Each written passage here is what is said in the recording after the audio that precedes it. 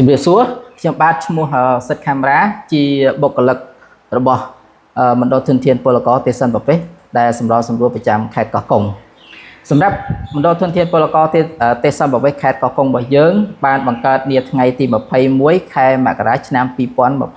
2022ដោយក្រមការជួយគ្រប់គ្រងថវិកាពីអង្គការអន្តរជាតិការងារ ILO តាមរយៈសហភាពការងារកម្ពុជាដោយមានកិច្ចសហការជាមួយអង្គការដៃគូអាជ្ញាធរមូលដ្ឋាន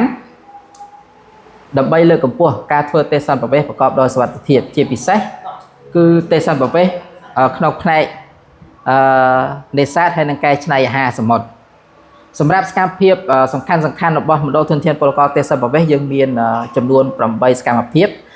ទី1គឺយើងប្រឹក្សាយោបល់ការធ្វើទេសន្តប្រវេសប្រកបដោយសុវត្ថិភាពទី2ប្រឹក្សាយោបល់ផ្នែកការងារនិងបណ្ដុះបណ្ដាលវិជ្ជាជីវៈទី3ផ្ដល់ជំនួយផ្នែកច្បាប់ដោយឥតគិតថ្លៃទី4កន្លែងស្រាវជ្រាវនិងទទួលព័ត៌មានសិទ្ធិពលករទេសន្តប្រវេសទី5ថ្នាក់បណ្ដុះបណ្ដាលសិទ្ធិពលករទេសន្តប្រវេសទី6កន្លែងចែករំលែកបទពិសោធន៍ការងារទាក់ទងនឹងទេសន្តប្រវេសទី7ទទួលពាក្យបណ្ដឹងរបស់ទេសន្តប្រវេសទី8ទទួលពាក្យនិងសម្របសម្រួលជាមួយទីភ្នាក់ងារស្វែងរកការងារធ្វើជូនពលករទេសន្តប្រវេសអរគុណច្រើន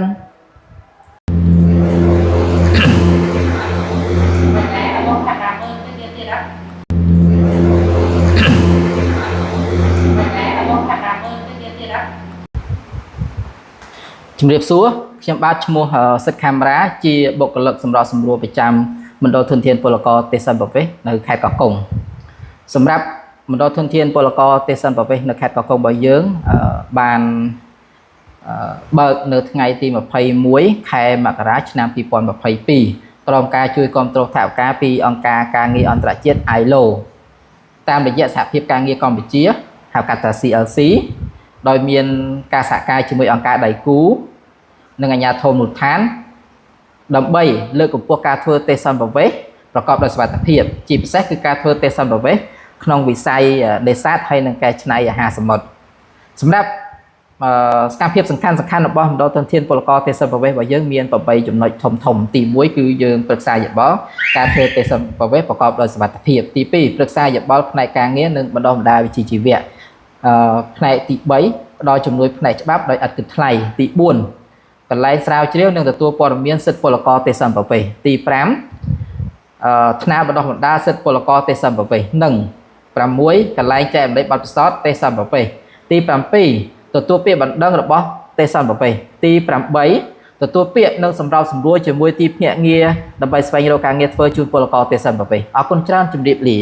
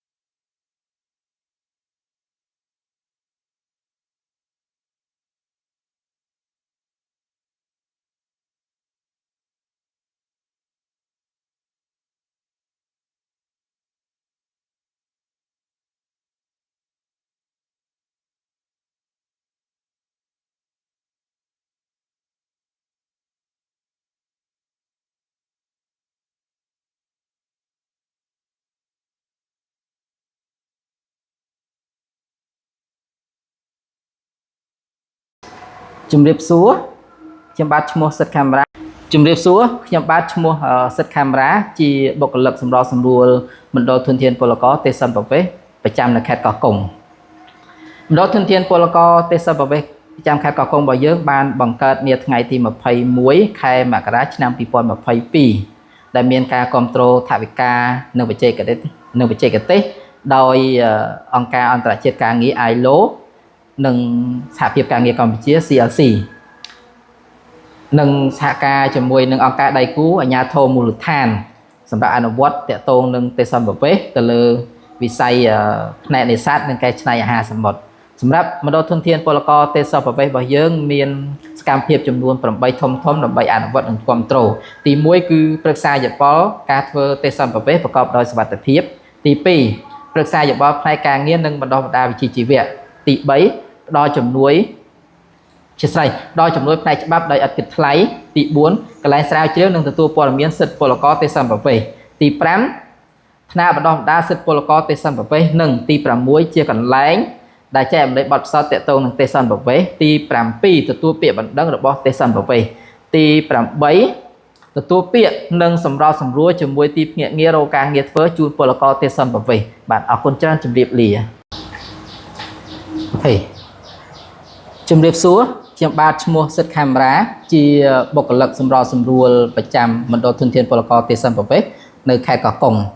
សម្រាប់មណ្ឌលធនធានពលករទេសន្តប្រវេសនៅខេត្តកោះកុងរបស់យើងបានបង្កើតឡើងនាថ្ងៃទី21ខែមករាឆ្នាំ2022ក្រោមការជួយគ្រប់គ្រងថវិកានិងបច្ចេកទេសដោយអង្គការអន្តរជាតិការងារ ILO តាមរយៈសហភាពការងារកម្ពុជាដោយមានកិច្ចសហប្រតិបត្តិការជាមួយនឹងអង្គការដៃគូអាជ្ញាធរមូលដ្ឋាន